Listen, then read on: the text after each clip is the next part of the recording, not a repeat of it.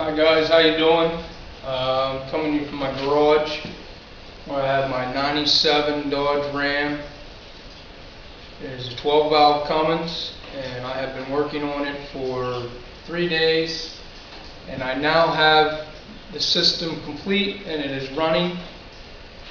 I wanted to show you a few things and to show you how it's relatively easy to get away from buying gasoline and diesel from these multi-billionaires.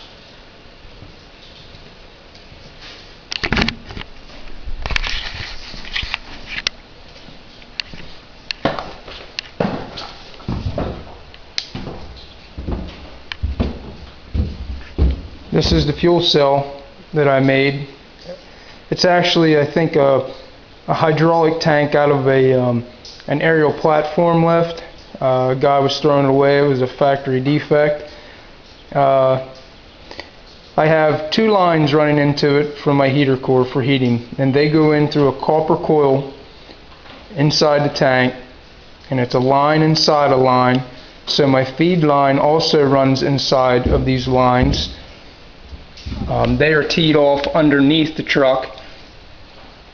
The white valve is the return shutoff, and the copper line is the feed.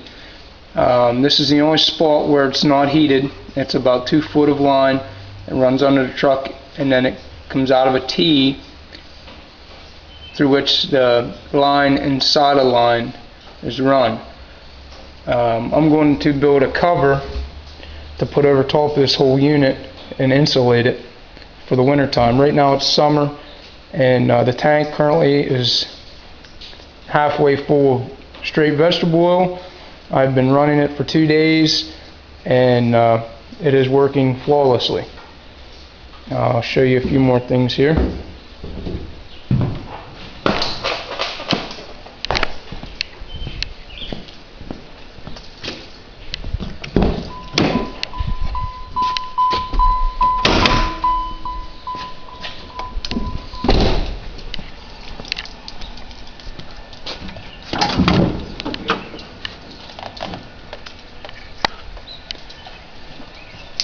First thing is, this is the line feeding the pump.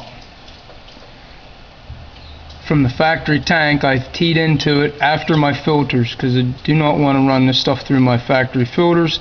I always want to have a fail-safe in case something will go wrong. I can just switch back over to diesel and have an intact factory system. This valve on top, that is the feed supply shut off. I went with mechanical valves for the simple fact that I don't want to have a failure of an electrical valve when I'm 150 miles from home and not be able to switch back over to my factory diesel.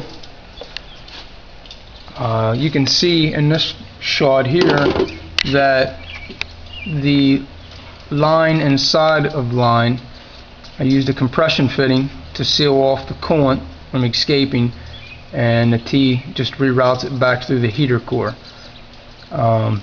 It works great. I'm reaching temperatures of right around 150 degrees in the vegetable oil tank, which I think personally is warm enough. I'm sure that the injection pump will heat it up even more once it's compressed.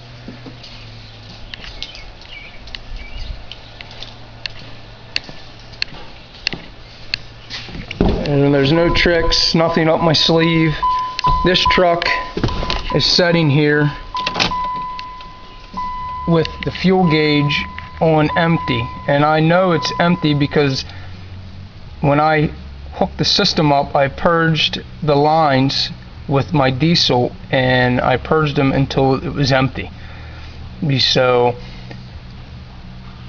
I am going to start it on straight vegetable oil, no diesel.